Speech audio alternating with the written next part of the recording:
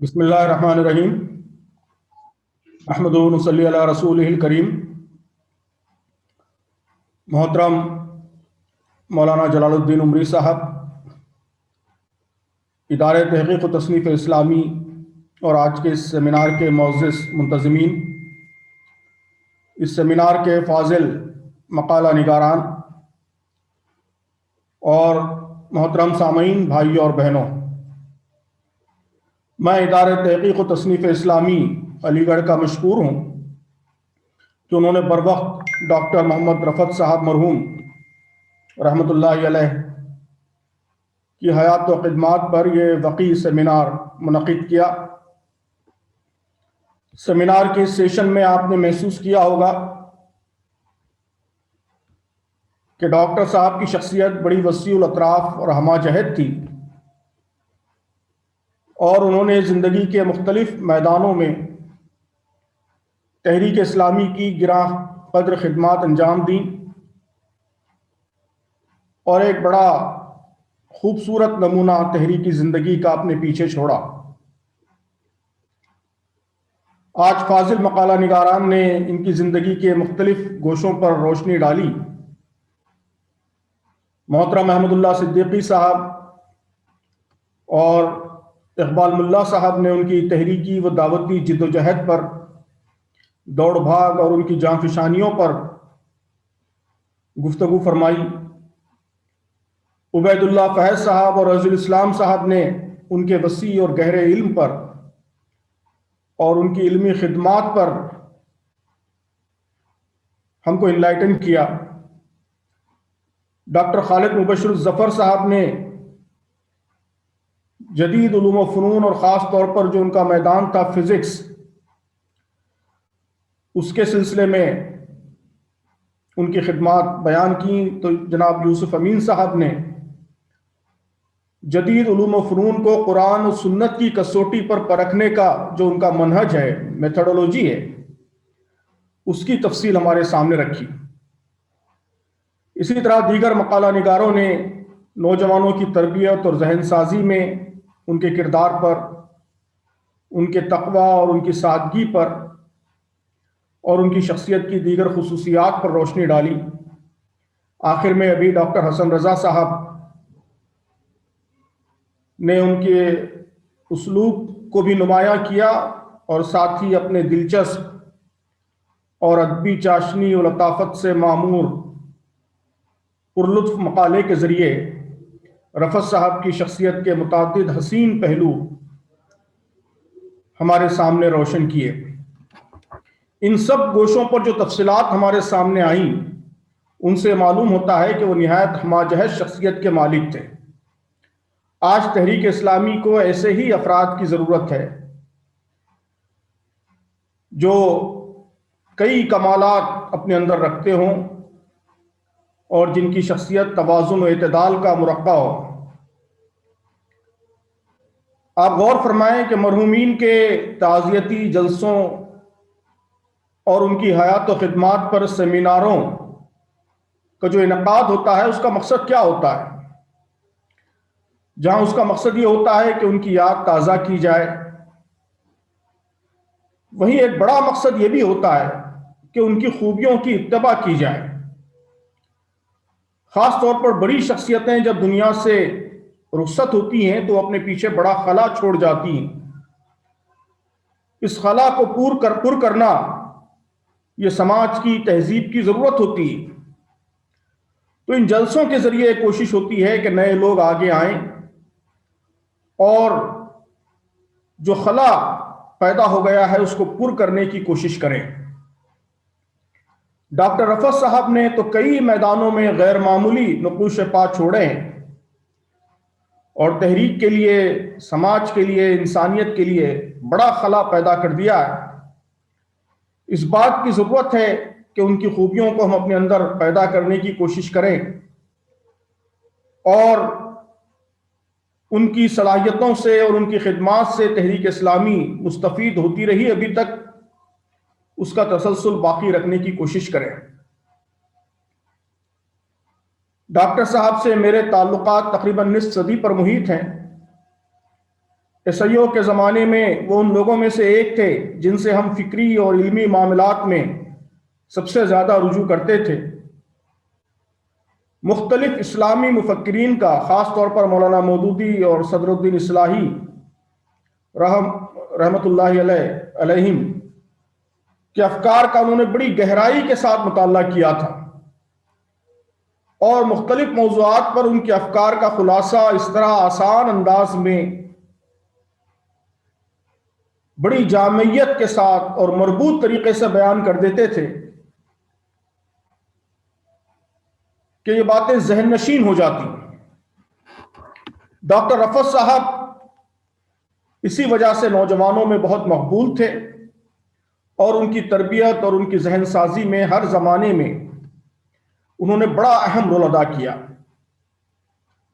ان کی دلکش شخصیت کی تعمیر میں مختلف نوع تجربات جن سے ان کو واسطہ پڑتا رہا زندگی بھر، اس کا بھی بڑا دخل تھا، اور اس مطالعے کا بھی بڑا دخل تھا جو مختلف سبجیکٹس پر وہ کرتے رہے۔ اس کی وجہ سے پڑھے لکھے نوجوانوں کے لیے ان کی شخصیت میں بڑی کشش اور بڑی جاذبیت تھی، جس کا انہوں نے بہت خوبصورتی سے تحریک اسلامی کے لیے باصلاحیت افراد کی ایک پوری نسل، ایک پوری ٹیم تیار کرنے کی خاطر جس کا استعمال کیا۔ ان کے انتقال کے بعد میں نے جو تعزیتی نوٹ لکھا تھا اس میں یہ بات لکھی تھی کہ تحریک اسلامی میں ڈاکٹر صاحب کا اصل رول اصولوں کی پاسداری اور حفاظت کا رول تھا۔ آئیڈیالزم اور پریگمیٹزم کے درمیان سنجیدہ، باوقار اور اصولی کشمکش یہ اسلامی تحریکوں میں ہمیشہ رہی ہے، اس سے کبھی پریشان نہیں ہونا چاہیے۔ یہ اسلامی تحریکوں کے لیے باعث رحمت ہوتی ہے، اسی سے وہ نقطۂ اعتدال پر قائم رہتی ہیں۔ ڈاکٹر صاحب آئیڈیالزم کے وکیل تھے، اور ان کا اصل رول اصولوں کی پاسداری اور حفاظت کا رول تھا۔ کئی دفعہ وہ اکیلے اپنے موقف پر چٹان کی طرح مضبوطی سے ٹھہر جاتے، اور پوری مجلس ان کے مقابلے میں ایک زبان ہونے کے باوجود اس چٹان کے مقابلے میں آگے نہیں بڑھ پاتی۔ بعض معاملات میں ان کے موقف سے شدید اختلاف کے باوجود ہمیشہ یہ محسوس ہوا کہ ایسی شخصیتیں تحریک کی گاڑی میں، یہ بات بھی میں نے لکھی تھی، کہ بریک کا کام کرتی ہیں۔ بریک کا کام گاڑی کو روک دینا، اس کو جمود کا شکار بنا دینا نہیں ہوتا، بلکہ تیز رفتاری میں مدد کرنا ہوتا ہے۔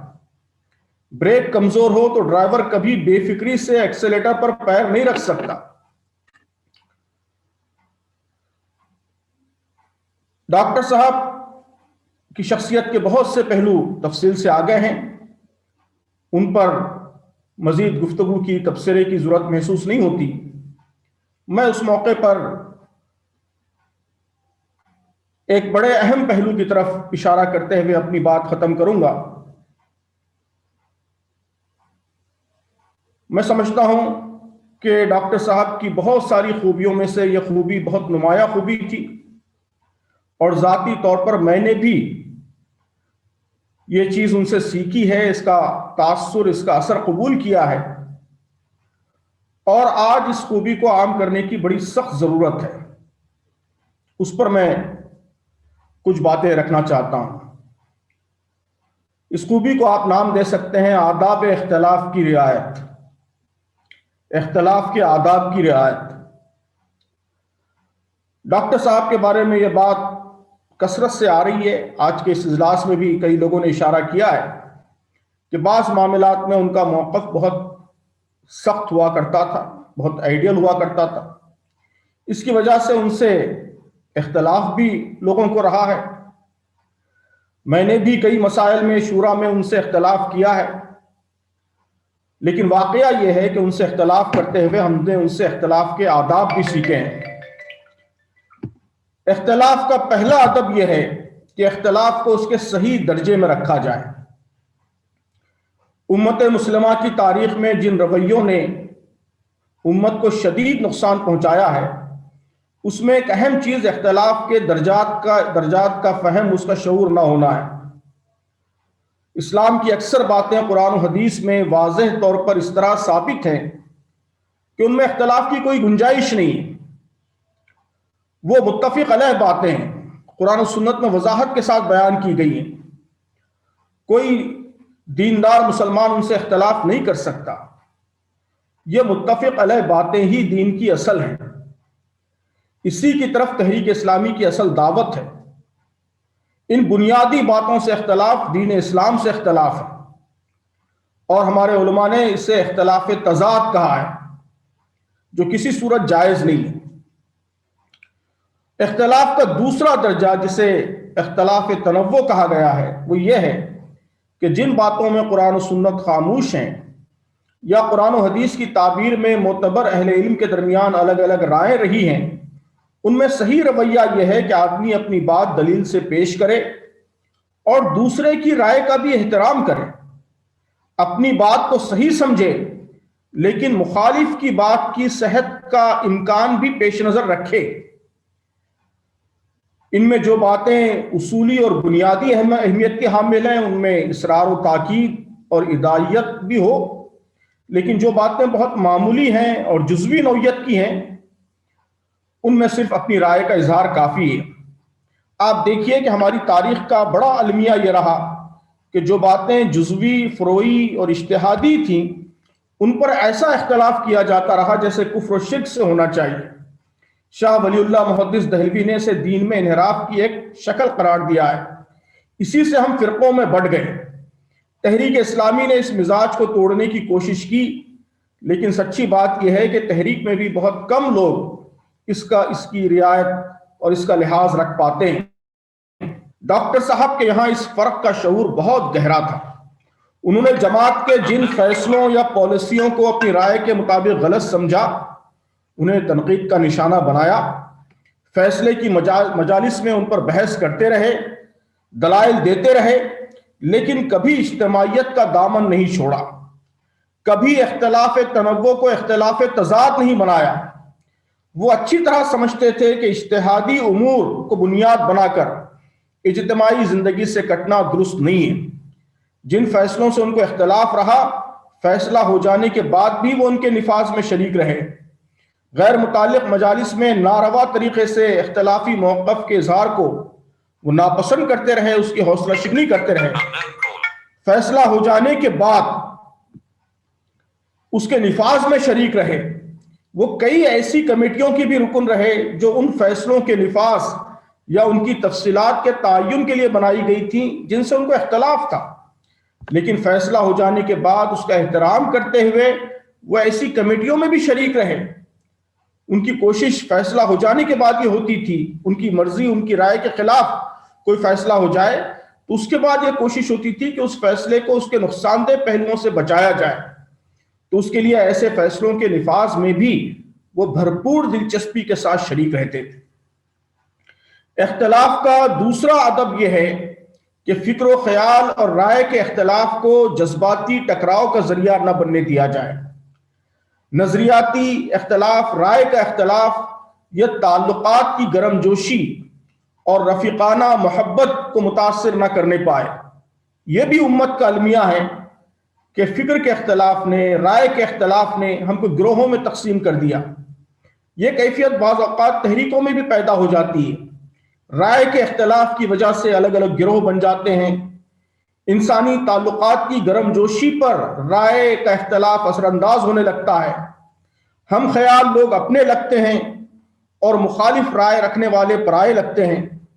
ہم خیال لوگوں کی ہر بات اچھی لگنے لگتی ہے اور مختلف الخیال افراد کی ہر بات بری لگنے لگتی ہے۔ اس معاملے میں بھی ڈاکٹر صاحب کا رویہ نہایت قابل تقلید تھا اور ہم سب کو اسے سیکھنے کی ضرورت ہے۔ گرما گرم بحث کے بعد بھی بے تکلفی، محبت اور خلوص میں کبھی کوئی فرق نہیں آتا۔ مجھے شورا کے علاوہ متعدد ٹرسٹوں میں، علمی اداروں میں برسوں ان کے ساتھ رہنے کا موقع ملا۔ پالیسی پروگرام کی تدوین، دستوری ترمیمات اور بعض دیگر اہم اور حساس مسائل پر شورا میں جو کمیٹیاں بنتی رہیں، اس میں بھی ہم اکثر ساتھ رہے۔ خوب بحثیں ہوتی، نوک جھونک ہوتی، کبھی بحثیں تلخ بھی ہو جاتی، بعض امور میں ہمارا موقف ایک ہوتا، بعض میں الگ ہوتا، لیکن ذاتی تعلقات اور آپسی محبت و احترام میں ان سے کبھی کوئی فرق نہیں پڑتا۔ وہ ہمیشہ ایسے مربی، رہنما اور مخلص دوست بنے رہے جن سے ملاقات خوشی و مسرت کا بھی باعث ہوتی اور بہت سے علمی و عملی فائدوں کے حصول کا ذریعہ بھی ہوتی۔ تیسری اور اہم بات اسی سلسلے کے تحت وہ رخصت و عزیمت سے متعلق ہے۔ دین میں بعض اوقات بعض آپشنز وہ ہوتے ہیں جن کا تعلق رخصت سے ہوتا ہے اور بعض کا عزیمت سے۔ رخصت و عزیمت کا فلسفہ ہی یہ ہے کہ عزیمت کا راستہ خود کے لیے ہے جبکہ دوسروں کو رخصت دینا ہے۔ رخصت کا راستہ بھی ناجائز راستہ نہیں ہے، یہ اللہ ہی کی دی ہوئی رخصتیں ہیں جو بندہ مومن کے لیے راحت کا باعث ہیں۔ اس لیے اگر کوئی رخصت کا راستہ اختیار کرتا ہے تو اس پر ملامت کرنے کی کوئی وجہ نہیں ہے، لیکن اپنے لیے بہتر یہ ہے، مومنوں کی شان یہ ہے، اللہ کے نیک بندوں کی شان یہ ہے کہ وہ اپنے لیے عزیمت کا راستہ چنیں۔ لیکن آج ہمارے سماج میں المیہ یہ ہے کہ ہم اپنے لیے رخصت چاہتے ہیں اور دوسروں سے عزیمت کی توقع رکھتے ہیں، خود ذاتی طور پر رخصتیں تلاش کرتے ہیں اور جماعتوں میں اور اجتماعی فیصلوں میں عزیمت دیکھنا چاہتے ہیں۔ یہ اسلامی فلسفے کی بالکل ضد ہے، بالکل الٹا ہے۔ جہاں رخصت مطلوب ہے وہ دوسروں کے لیے ہے اور جہاں عزیمت مطلوب ہے وہ اپنے لیے ہے۔ رفعت صاحب کی شخصیت میں یہ توازن اور اسلامی مزاج اور رخصت و عزیمت کے اس اسلامی فلسفے کی رعایت غیر معمولی طور پر نظر آتی ہے، انتہائی نمایاں طور پر نظر آتی ہے۔